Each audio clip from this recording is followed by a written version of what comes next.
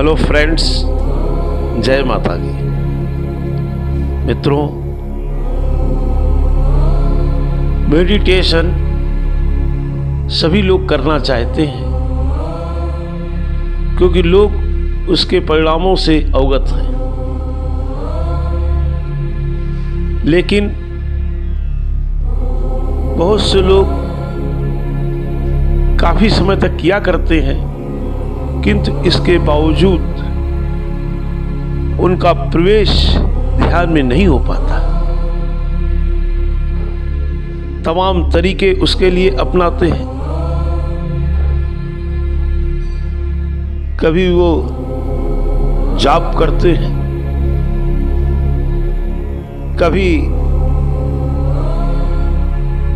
विपश्यना के माध्यम से मेडिटेशन करना चाहते हैं,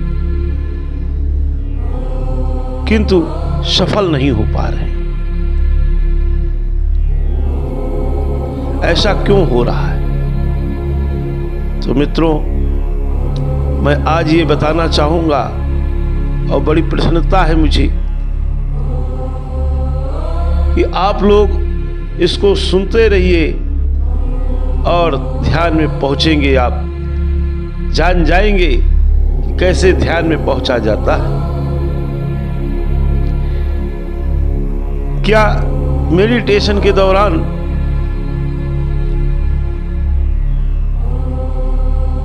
आप अपने ही रचे हुए विचारों से मुक्त नहीं हो पा रहे हैं? आपके मन में तमाम विचार एक साथ चलते रहते हैं। आत्मा को कैसे जाने, मेडिटेशन कैसे करें,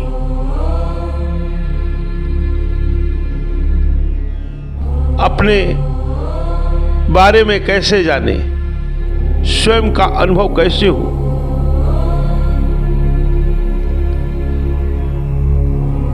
ईश्वर तक पहुंचने का रास्ता क्या है,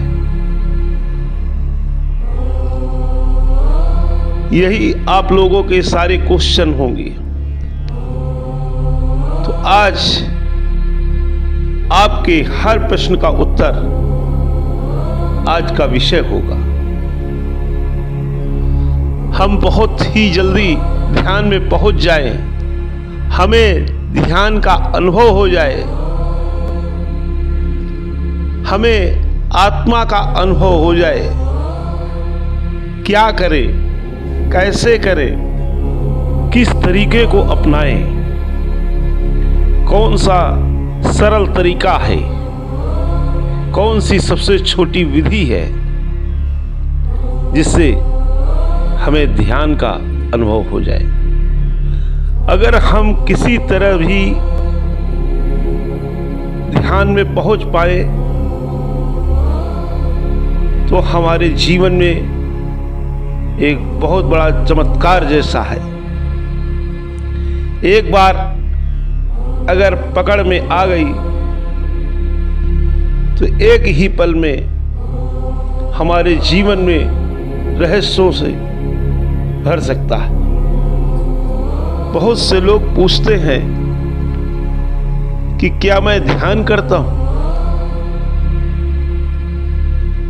और जो नहीं भी पूछते हैं उनके मन में भी इसी तरह के विचार अवश्य ही चलते होंगे कि अगर मैं ध्यान करता हूं तो कौन सा ध्यान करता हूं। लेकिन प्रश्न ये नहीं है कि कौन सा ध्यान करता हूं, कैसे ध्यान करता हूं, कितना ध्यान करता हूं। सबसे इंपॉर्टेंट है ये कि मैं कब ध्यान से बाहर आता हूं, कब हमारा ध्यान टूट जाता है। 24 घंटे में मैंने कब कब ध्यान खोया है। क्या ऐसा नहीं हो सकता कि मेरे जीवन का हर सेकंड, हर पल एक ध्यान हो? ध्यान के बाहर कुछ भी न हो। जब होश जाग जाता है, जब निद्रा टूटती है, बेहोशी टूटती है,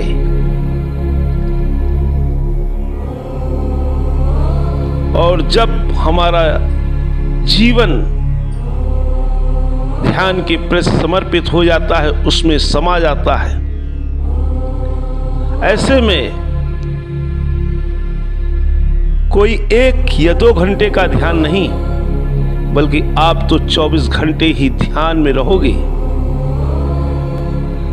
अब तो ये समझ लीजिए कि आपका उठना, बैठना, चलना, सारी क्रियाएं, सारी गतिविधियां, सब कुछ ध्यान में ही चलता है। फिर किसी प्रकार के एक्स्ट्रा ध्यान की आवश्यकता नहीं है। बहुत से लोगों को ये शिकायत रहती है कि वो ध्यान तो बहुत करते हैं, लेकिन ध्यान में असफल हो जाते हैं। ध्यान में उनकी एंट्री ही नहीं हो पाती, ध्यान में वो रुक ही नहीं पाते। जिस समय वो मेडिटेशन कर रहे होते हैं, उस समय उनके मन में तमाम प्रकार के विचार आते रहते हैं। अपने उन विचारों को वो बहुत रोकने का प्रयास करते हैं, लेकिन इसके बावजूद वो विचार रुकते नहीं हैं। कैसे रोके? क्या मेडिटेशन का अर्थ है बेहोशी, या मेडिटेशन का अर्थ है गहरी नींद? तो जागरण क्या है? होश क्या है? चेतन क्या है?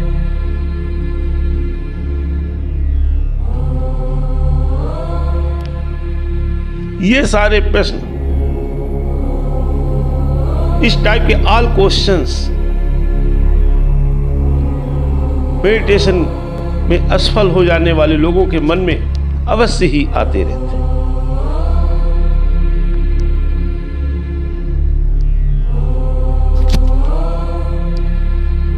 ये समझिए कि जब तक किसी कमरे में अंधकार रहता है और वो अंधकार तब तक रहता है जब तक कि उसमें प्रकाश नहीं पहुंचता। प्रकाश की किरण जाते ही, उसमें जैसे ही प्रकाश पहुंचता है, अंधकार भाग जाता है। इसका तात्पर्य यह है कि एक चीज के आते ही दूसरे का समापन निश्चित है। जब तक पहले का समापन नहीं होगा, दूसरे का आगमन नहीं होगा। यही चीज हमारे मेडिटेशन में बहुत काम करती है। जब तक हमें कुछ भी याद रहता है, हम क्या हैं, हमारी पहचान क्या है, हमारा वजूद क्या है,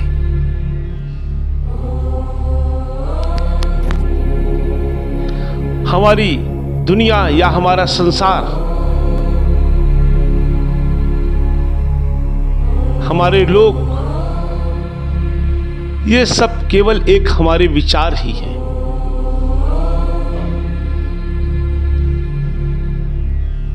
इतना आसान नहीं होता है इन सब से निकल पाना।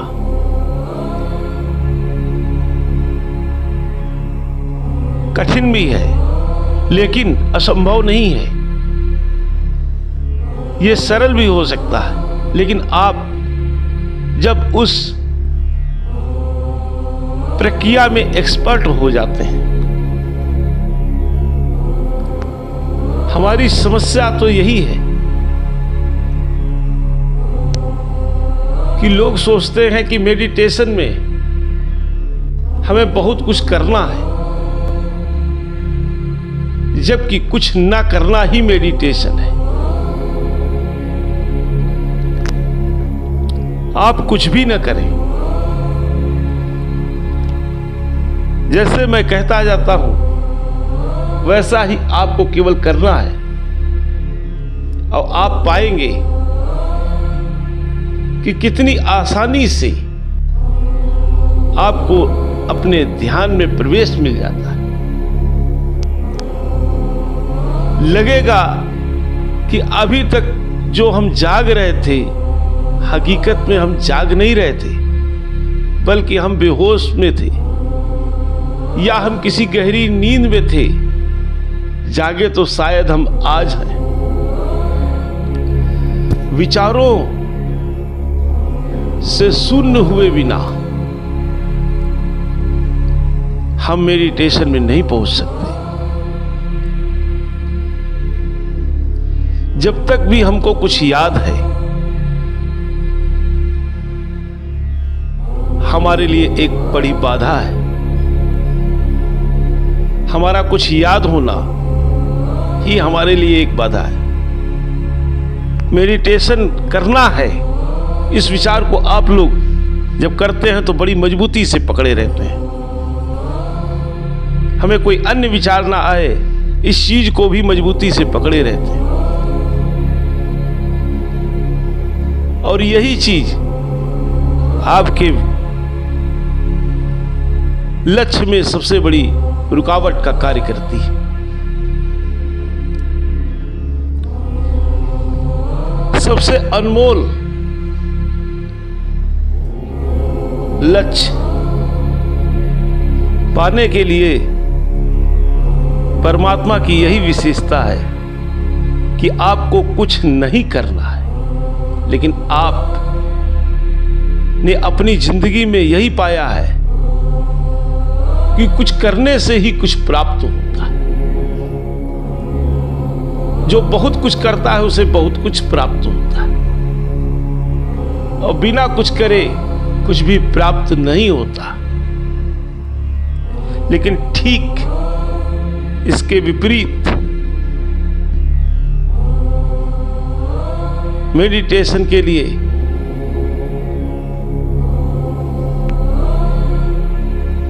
आपको कुछ भी नहीं करना है। यहां तक कि आपको कुछ सोचने की भी आवश्यकता नहीं है। ऐसे बताते हैं, आपको समझ में आ जाएगा आसानी से।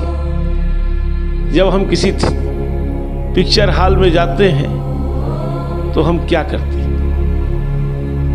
हम वहां दर्शक की तरह बैठ जाते हैं और जो मूवीज चल रही होती है हम उसे देखते रहते हैं,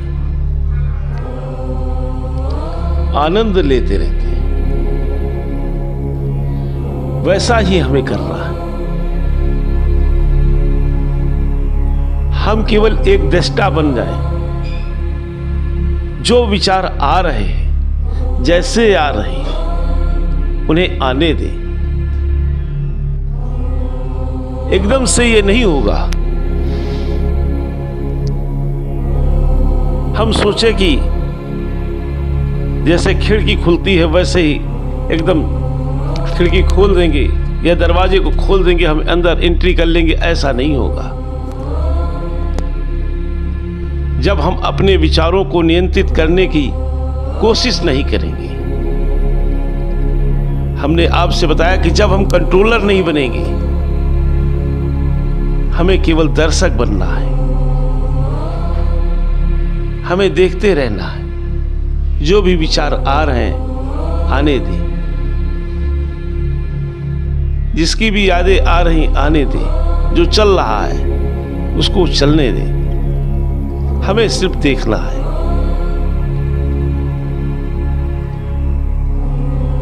कुछ महीने लगेंगे, कुछ दिन, कुछ महीने, धीरे धीरे। लेकिन एक और बात है, जब एक बार ध्यान में हम पहुंच जाते हैं फिर दोबारा में उतना समय नहीं लगता। पहली बार में सबसे अधिक कठिनाई होती है। दूसरी बार में हमें ट्रिक का पता लग गया होता है। इसलिए कम समय में ही आप पाएंगे कि ध्यान में आसानी से पहुंच गए।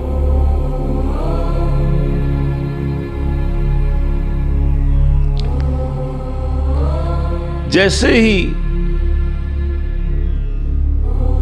आपको जो भी याद है और उसके विचार जैसे ही थमते जाते हैं,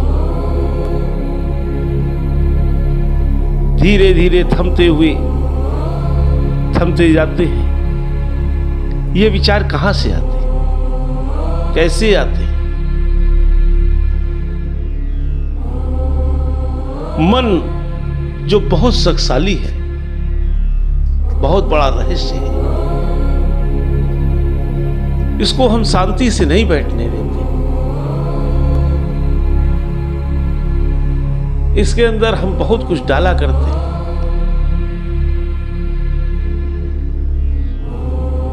जिसे हम डालते हैं वही हमारे सामने चलता रहता है,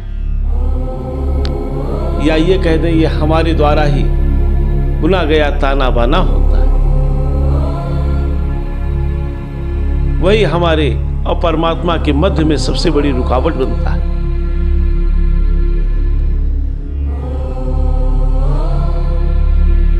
मन में अपरिमित शक्ति होती है। एक साथ कई विचार चलते रहते हैं, या ये कह दें कि मन का एक अलग लोक ही है। हमारे और परमात्मा के बीच में ये मन रूपी जो लोक है, इसे हमें पार करना पड़ता है। जब तक हमारा मन है तब तक हमारा अहम है, और जब हमारा मन ही नहीं होगा तो हमें मेडिटेशन में पहुंचने में एक पल की भी देरी नहीं लगी। जब तक हमारा मन है तभी तक हमारे पास कष्ट है।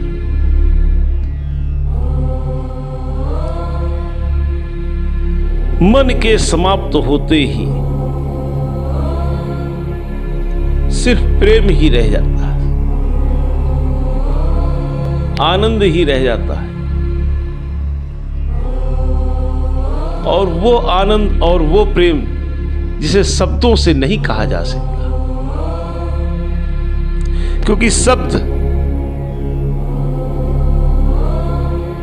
शब्दों के भार के कारण हम स्वरों को नहीं समझ पाते।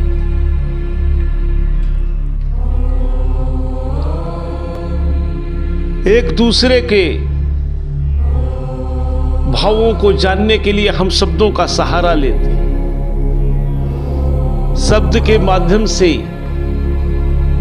हम अपनी बात दूसरे को पहुंचा पाते हैं और दूसरे की बात स्वयं भी समझ पाते हैं। लेकिन परमात्मा से मिलने के लिए हमारे शब्द हमारा साथ नहीं दे सकते। जो शब्दों का सहारा लेता है, यह शब्दों के बल पर ईश्वर को प्राप्त करना चाहता है, ईश्वर को प्राप्त नहीं कर पाता, क्योंकि उसके लिए भावों की आवश्यकता होती है, सुरों की आवश्यकता होती है। बहुत सी चीजें संसार में आप देखते हैं,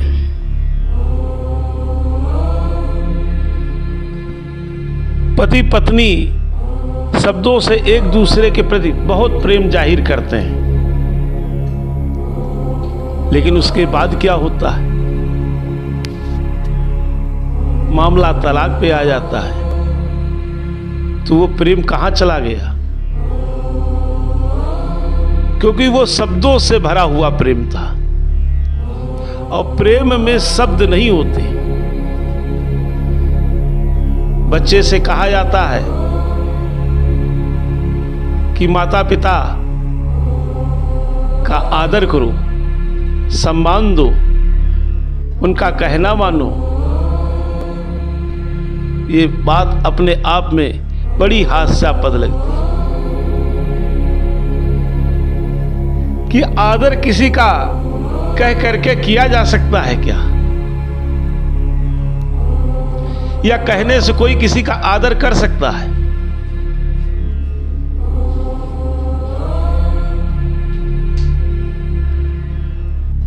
जब हमें किसी के प्रति प्रेम होगा तो आदर तो उसके बाद स्वतः ही चला आएगा, उसके पीछे पीछे। तब हमें कहने की आवश्यकता नहीं रहेगी कि उसका सम्मान करो या माता पिता का सम्मान करो या उनका कहना मानो, क्योंकि तब कहना स्वतः ही मानने लगेगा। अभी तो प्रेम ही कहां है।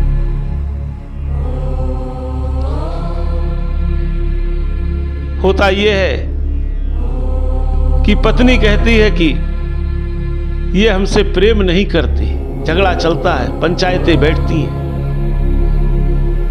पति कहता है ये हमसे प्रेम नहीं करती।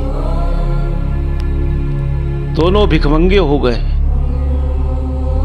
भीख मांग रहे हैं, प्रेम की भीख मांगी जा रही है। और भीख भी किससे मांगी जा रही है? जिसके पास है ही नहीं। क्योंकि प्रेम कोई देने की वस्तु नहीं होती कि वो मांगने से दे दी जाए, ये तो स्वतः ही प्राप्त हो जाता है। हम शब्दों के प्रेम को पाने का प्रयास कर रहे हैं, जबकि प्रेम में शब्द नहीं होती, वो तो अनायास होता है। प्रेम तो बरसता है। यहां पर पहले विवाह होता है और बाद में प्रेम की बात की जाती है। अभी प्रेम हुआ ही नहीं और विवाह हो गया, फिर कहा जाता है कि प्रेम करो। जबकि मेरे हिसाब से पहले प्रेम होगा तब विवाह होना ठीक रहता, क्योंकि जब प्रेम होगा तो हमें कुछ कहना नहीं पड़ेगा, प्रेम के लिए लड़ना नहीं पड़ेगा, हम स्वतः समझ जाएंगे।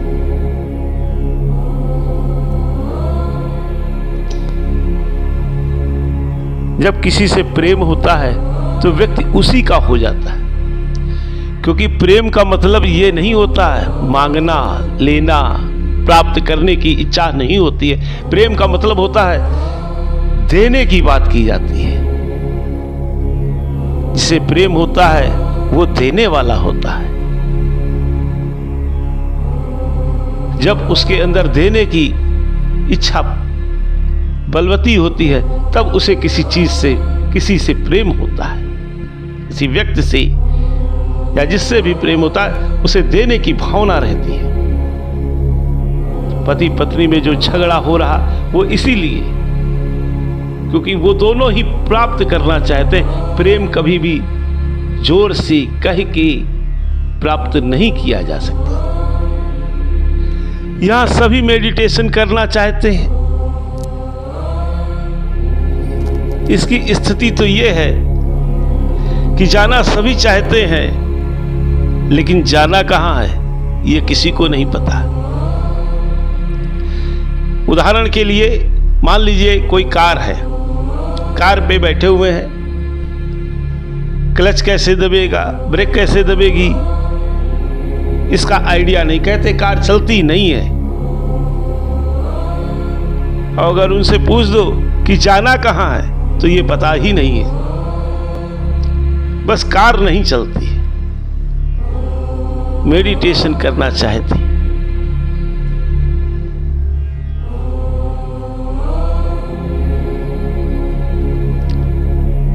जब सारे विचार शून्य होंगे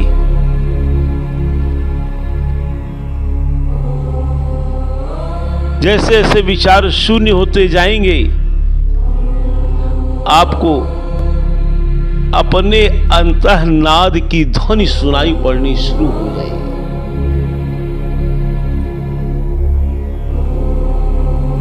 और जब तक वो ध्वनि सुनाई नहीं पड़ रही है, समझ जाइए कि आपके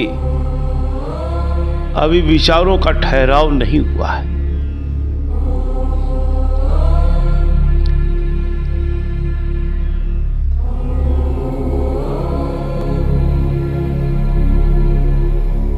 नाथ, ये परमात्मा के द्वारा आपके अंदर चल रहा ईश्वर का नाद है, ईश्वर की ध्वनि है, जिसमें आनंद ही आनंद बस रहा है। और ये आनंद आ कहां से रहा है? उसके नीचे भी, उस आनंद के नीचे, उस नाद के नीचे भी एक मौन है। उस मौन को सुनने का प्रयास करो। लेकिन पहले तो इस नाद को ही सुन लो, यही बड़ी बात है। इसी में बहुत समय लग जाएगा। ये सुनने में ही, ये अभ्यास से आएगा, धीरे धीरे। जैसे जैसे आपके विचारों का ठहराव होने लगेगा, जैसे जैसे आप शून्य की तरफ बढ़ेंगे, वैसे ही वैसे आपको अपने नाद की आवाज सुनाई देने लगेगी और ध्वनि वैसे ही तेज होती जाएगी। आपने देखा होगा, पहले ऋषि महर्षि मौन रहते थे, कुछ समय मौन अवस्था में गुजारते थे, क्योंकि उन्होंने मौन के महत्व को जाना था। ये आप समझ लीजिए कि कोई नदी है और हम उसका पानी पीना चाहते हैं, या कोई तालाब है, हम उसका पानी पीना चाहते हैं, और उसमें हम क्या करें? हम उसमें कंकड़ डालेंगे या कुछ भी डालेंगे तो पानी कैसा हो जाएगा? गंदा हो जाएगा, मटमैला हो जाएगा। फिर उसके बाद हम पानी पीने का प्रयास करेंगे, क्या हम वो पानी पी पाएंगे? नहीं, क्योंकि पानी बार बार गंदा हो जाएगा। उसमें लगा हुआ कीचड़ तालाब में जो नीचे बैठा है वो ऊपर आ जाएगा, और जब गंदा हो जाएगा तो हम पानी नहीं पी पाएंगे। हमें क्या करना चाहिए? हम कैसे उस तालाब का पानी पिए? इसके लिए एक ही रास्ता, कि हम शांति से किनारे बैठ जाएं, थोड़ा इंतजार करें। धीरे धीरे धीरे धीरे सारा कीचड़ नीचे बैठ जाएगा। हमें कुछ करना नहीं पड़ा, हमें केवल उसको थोड़ी देर छेड़ने की आवश्यकता नहीं रही, और इसके बाद हम वो पानी पी सकते हैं। इसी तरह से ध्यान में हमें करना है, हमें कुछ करना ही नहीं है, हमें केवल सब कुछ छोड़ देना है। बस हम ध्यान में प्रवेश पा लेंगे। क्योंकि ये गंदगी क्या है? जो तालाब में गंदगी है वो और कोई गंदगी नहीं, वो हमारे मन की ही गंदगी है, जो हम ध्यान रूपी अमृत नहीं पी पा रहे, वो जल नहीं पी पा रहे, क्योंकि हम अपने मन के विचारों की गंदगी डाल देते हैं। जब भी हम उसे कुछ करने का प्रयास करेंगे तो गंदगी तेज हो जाएगी। बहुत से लोग ऐसा सोचते हैं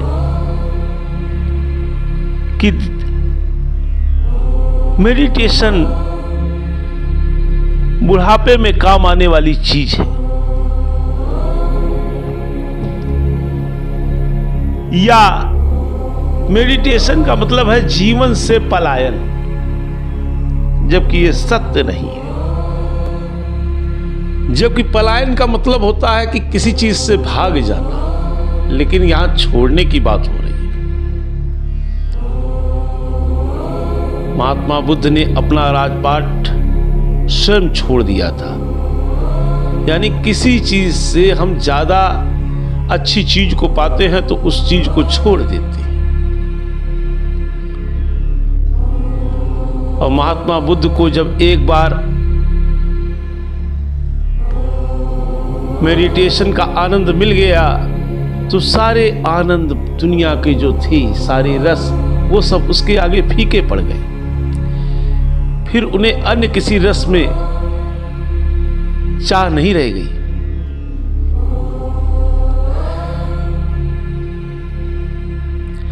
और ये बुढ़ापे की नहीं,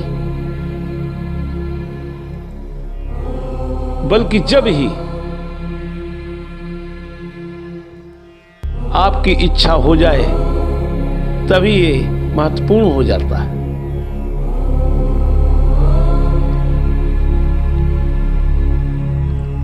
ध्रुव की चाह छोटे में ही हो गई थी, बचपन में ही हो गई थी, 5 साल में ही हो गई थी। तभी न ईश्वर का समीप उसे प्राप्त हो पाया। लोग सोचते हैं कि मेडिटेशन से हम ईश्वर को पा लेंगे। ईश्वर पाया नहीं जाता है, ईश्वर घटता है। आपके ऊपर ईश्वर घटेगा, अर्थात आप ही ईश्वर हो जाएंगे। जब ईश्वर घट रहा होगा तो आप ही ईश्वर होंगी। अब उस ईश्वर को पाना इतना आसान तो नहीं है। और जब हम किसी अनमोल चीज को पाते हैं तो उसके लिए कुछ न कुछ कीमत अदा करते हैं। तो ईश्वर को पाने के लिए हमें अपना जो है विचारों का, समस्त विचारों का हमें भेंट देनी होगी। इन्हें हमें छोड़ना पड़ेगा, तभी हम ईश्वर को पा पाएंगे। बहुत से लोगों ने प्रश्न किया कि तपस्या के द्वारा हम मेडिटेशन करके पा सकते हैं बहुत कुछ। बहुत से लोगों को आपने देखा होगा व्रत रहते हैं, तपस्या और व्रत रखते हैं कि हम भोजन ग्रहण नहीं करेंगे। आज हमारा व्रत है, आज हम भोजन नहीं खाएंगे, आज अन्न ग्रहण नहीं करना है। लेकिन स्थिति ठीक इसके विपरीत होती है, क्योंकि अन्य दिन वो इतना भोजन पे ध्यान नहीं रखते हैं और उस दिन पूरा दिन उनका पूरा मन भोजन पे ही लगा रहता है, उसी को पकड़े रहता है कि हमें भोजन नहीं ग्रहण करना है। उसी दिन उन्हें भोजन की महक सबसे ज्यादा लगती है।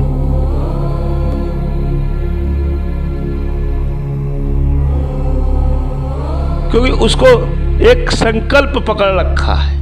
जब हम संकल्प करते हैं किसी चीज का तो ये संकल्प ही तो हमारे कार्य में सबसे बड़ी बाधा है। क्योंकि हमने संकल्प लिया है अन्न न ग्रहण करने का, तो पहले ही हमने अपने कार्य में बाधा डाल दी है।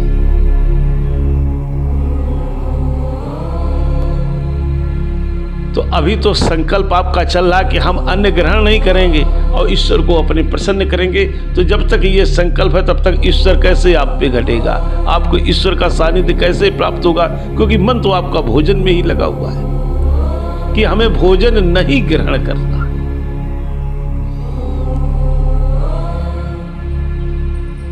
इसी तरह बहुत से लोग सोचते हैं कि हम तपस्या करेंगे और ईश्वर हमें प्राप्त हो जाएगा। शरीर को आप कष्ट देंगे और ईश्वर प्रसन्न हो जाएगा। कितना हास्यास्पद लगता है। जैसे बहुत से लोगों से पूछो तो बताएंगे, अभी कुछ समय की बात है, एक युवक मिला, उसकी उम्र यही रही होगी लगभग 20-22 वर्ष। वो कहने लगा कि मोक्ष पाने का लक्ष्य है हमारा, हम अपने जीवन में मोक्ष को पाना चाहते हैं। सुनकर बड़ा आश्चर्य लगा, क्योंकि जीवन कितना सुंदर है वो जानता ही नहीं इस बात को। जीवन कितना अनमोल है नहीं समझ रहा, और मोक्ष पाने की बात कर रहा। मोक्ष तो मृत्यु के बाद प्राप्त होता है। मृत्यु का ही दूसरा नाम मोक्ष है। मृत्यु का मतलब विचारों की शून्यता, जहां हमारे सारे विचार, सारे परिचित सब समाप्त हो जाते हैं। हमारी सारे प्रिय अप्रिय सब वस्तुएं समाप्त हो जाती हैं, लोग समाप्त हो जाते हैं। तभी हमें मोक्ष की प्राप्ति होती है। इसके रहते हुए कैसे मोक्ष को प्राप्त किया जा सकता है, जबकि ईश्वर ने हमें ये जीवन दिया है जो कि अनमोल है, सुंदर है।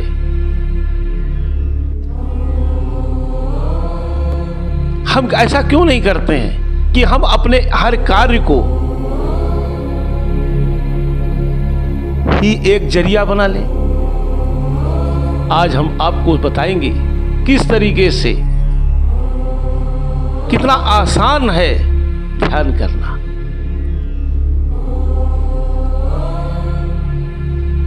इसलिए इसके लिए कुछ भी छोड़ के बैठने की आवश्यकता नहीं है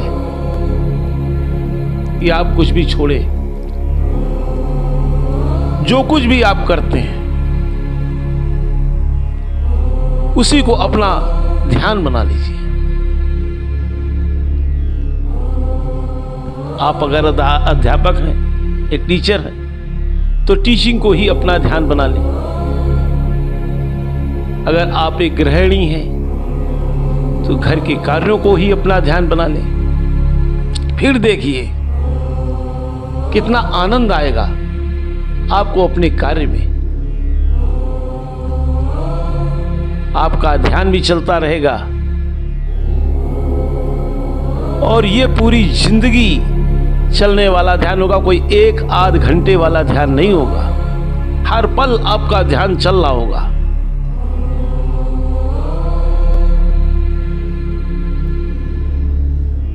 पूरा जीवन ही हमारा ध्यान बन जाना चाहिए। जो कर रहे हैं उसी में हम रस लेना शुरू कर दें, उसी में इतना तन्मय हो जाएं कि हमें अपनी सुध न रह जाए। फिर देखिए कैसे चमत्कार उठता है, कैसे आपको सफलता मिलती चली जाती है। क्योंकि अभी तक कार्य कर रहे थे तो एक बोझ समझ के कर रहे थे, एक भार समझ के कर रहे थे,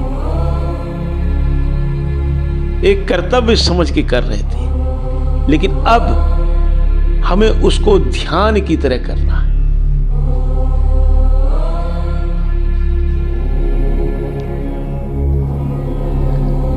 मेडिटेशन करना इतना कठिन है कि ये समझ लीजिए कि जैसे आग के ऊपर गुजरना बड़ा कठिन होता है, उतना ही कठिन है। क्योंकि हम संसार के किसी भी कार्य को करने के लिए या किसी भी लक्ष्य को पाने के लिए अभी तक हमने जो सीखा है समाज द्वारा, सब गलत सलत ही सीखा है।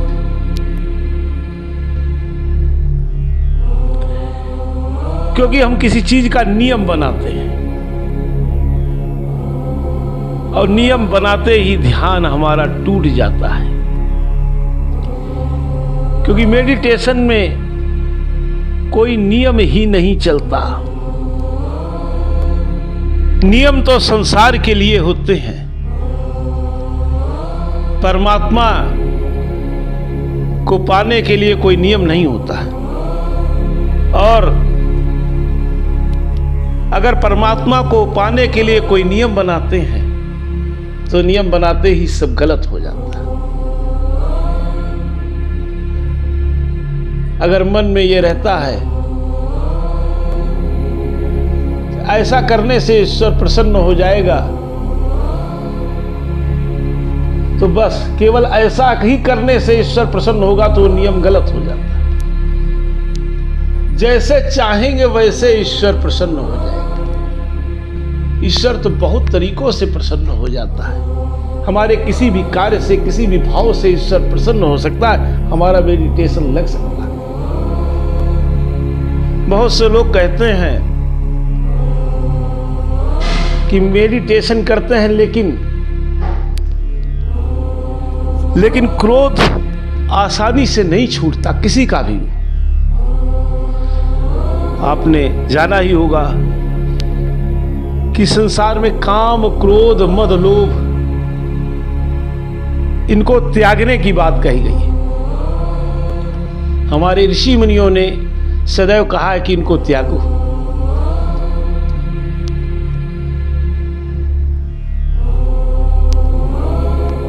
क्रोध निश्चित ही हमारा सबसे ज्यादा नुकसान करता है।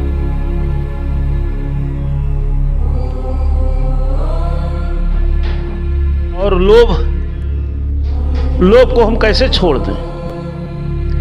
क्योंकि हर चीज के पाने के पीछे लोभ ही होता है। हम जीवन में जो तरक्की करते हैं उसके पीछे भी लोभ ही होता है। तो हम भला लोभ को कैसे छोड़ सकते हैं? बच्चे को अच्छे नंबर पाने का लोभ होता है, तभी वो पढ़ाई करता है।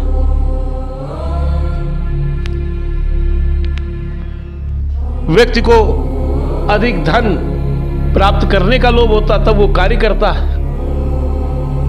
अगर इन्हें हम छोड़ देंगे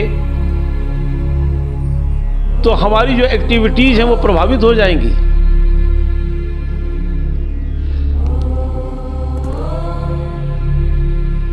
लेकिन ये सब सांसारिक चीजें ही पा सकते हैं। काम, क्रोध, मद, लोभ, ये संसार की ही चीजों में अपनी सत्ता बनाते हैं। जब क्रोध, सेक्स रूपांतरित होकर के प्रेम बन जाते हैं, तब ईश्वर को प्राप्त करने का जरिया बन जाता है। तब हमें मेडिटेशन अपने आप होने लगता है, घटित होने लगता है। हम जहां देखते हैं हमें ईश्वर दिखाई देने लगता है, क्योंकि प्रेम तो विराट है, ये ब्रह्मांड को कंट्रोल करता है।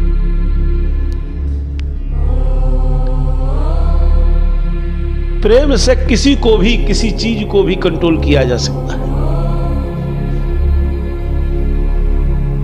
क्योंकि प्रेम की शक्ति हम जब समझ पाएंगे, प्रेम में पाना नहीं देना होता है। इस तरीके से तपस्या का मतलब शरीर को कष्ट देना नहीं, बल्कि विकारों से मुक्त होना है। उसी का नाम तपस्या है। जीवन को विकारों से मुक्त करते ही हमारा जीवन एक तपस्या बन जाता है। और वो विकार यही है, काम, क्रोध, मद, लोभ। हमारे सारे कष्टों की जड़ यही है।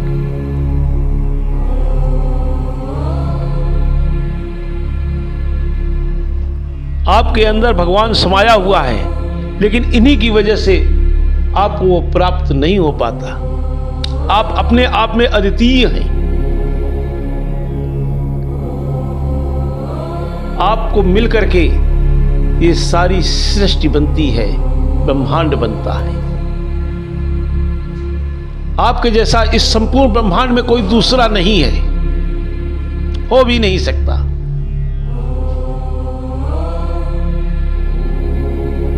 रेत का एक कण भी बारीकी से देखने पर, उसका निरीक्षण करने पर, संपूर्ण ब्रह्मांड में वैसा कोई दूसरा कण नहीं हो सकता। जिस तरीके से किसी भी पेड़ के किसी पत्ते को ले लीजिए और उस पेड़ के पत्ते को बारीकी से आप देखेंगे तो धरती पर के लाखों वृक्ष, लाखों पेड़ भी उस पत्ते जैसा कोई पत्ता नहीं मिलेगा।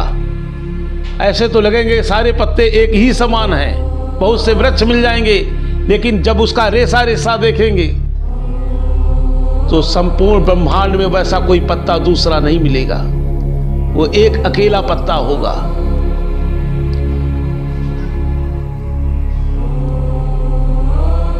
मित्रों,